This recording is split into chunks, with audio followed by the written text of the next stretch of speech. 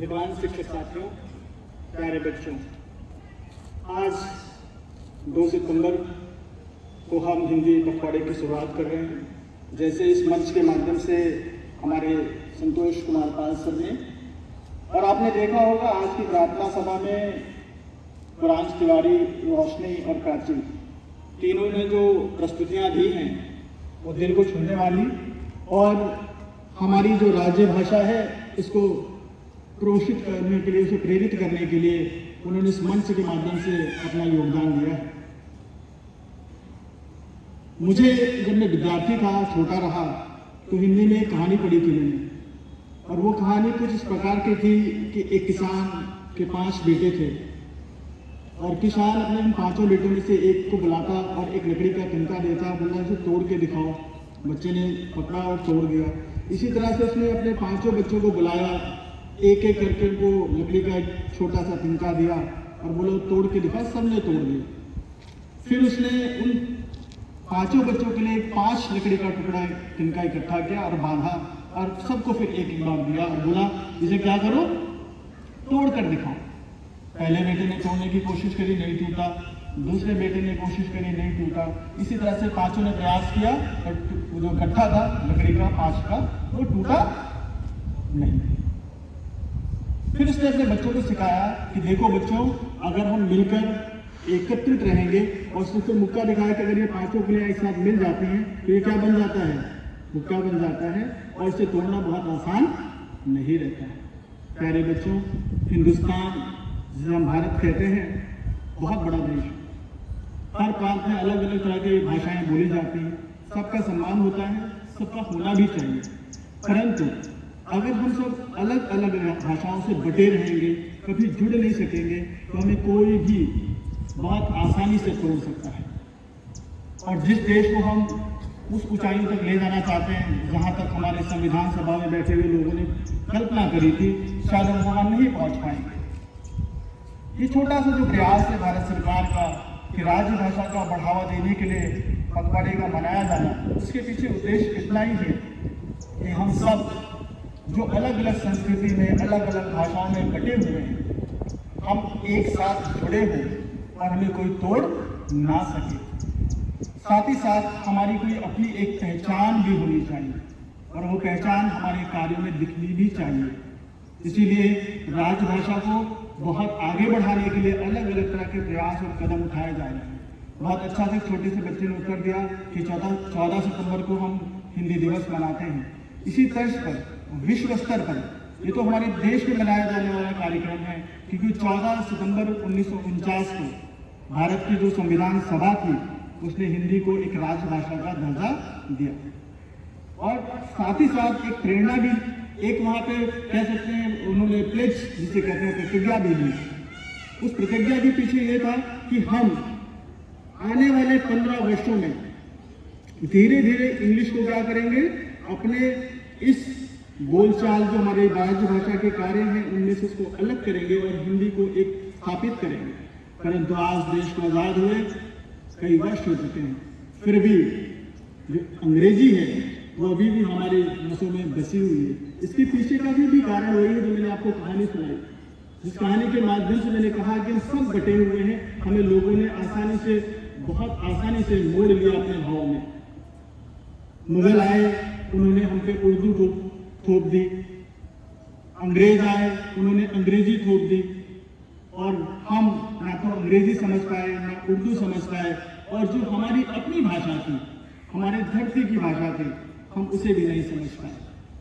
और आज तो ना अंग्रेज है ना मुगल हैं, पर आज एक उससे भी बड़ा शासक आ चुका है जिसे इंटरनेट कहते हैं, जिसे हम मोबाइल कहते हैं।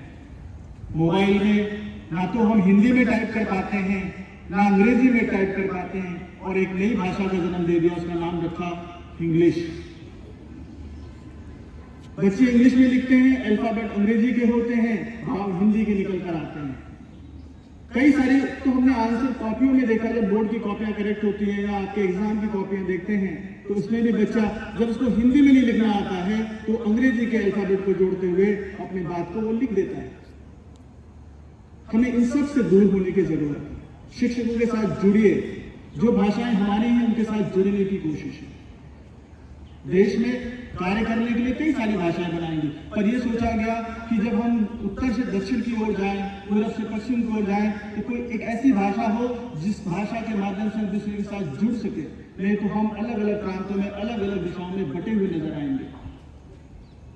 हम उम्मीद करते हैं कि आप सब जो ये 14 दिन का कार्यक्रम है, इसके पीछे भी है कि 1 से लेकर 14 सितंबर तक बनाइए या 14 से लेकर 28 तक बनाइए, क्योंकि 14 सितंबर को हमारे जो माननीय गृह मंत्री होते हैं उनका एक संदेश आता है, और उस संदेश के माध्यम से बतलाना चाहते हैं कि सभी लोग हिंदी के प्रति क्या हो, जागरूक हो।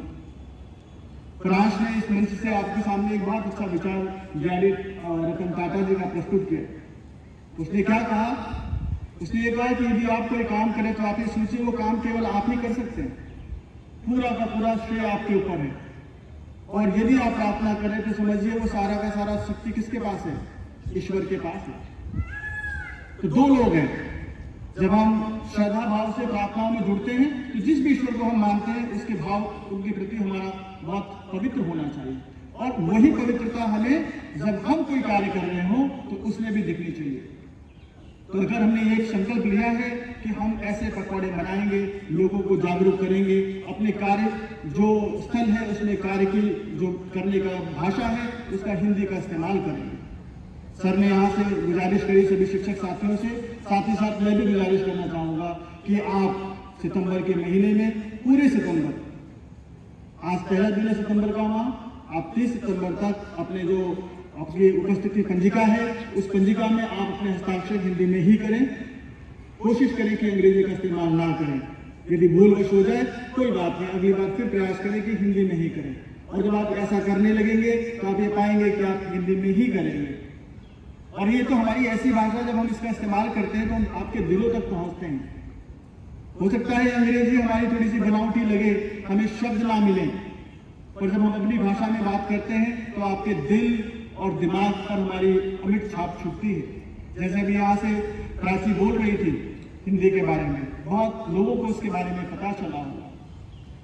आपको ये जान के खुशी भी होनी चाहिए, जैसे मैंने कहा केवल हिंदुस्तान में नहीं विदेशों में भी एक तारीख है, इस तारीख का जिक्र करें तो उसका कहते हैं 10 जनवरी। 10 जनवरी को पूरे विश्व में अंतर्राष्ट्रीय हिंदी दिवस भी मनाया जाता है। आज दुनिया के बड़े बड़े देश हैं जहाँ पे हिंदी बोली जाती है, बोलचाल की भाषा भी है, और कई सारे देश तो ऐसे हैं जहाँ पे हिंदी को आधिकारिक दर्जा भी प्राप्त है। प्रशांत महासागर में एक छोटा सा द्वीप है और बहुत सुंदर सा है, वो अंग्रेजों का भी कभी गुलाम रहा है। हमारे यहाँ से बहुत सारे जिसे मजदूर कहते हैं, गुलामी के दौरान वो ले गए वहां पर। हमारे पूर्वजों में से कुछ लोग वहां पे भी हो सकते हैं। फिजी देश के अंदर हिंदी को आधिकारिक भाषा का दर्जा प्राप्त है। इसी तरीके से बहुत सारे अफ्रीका कॉन्टिनेंट में देश हैं, वहां पर भी हिंदी को बोला जाता है।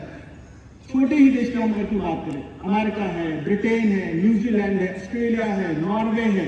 नॉर्वे एक ऐसा देश है जहां पे पहली बार हिंदी का अंतर्राष्ट्रीय दिवस मनाया गया।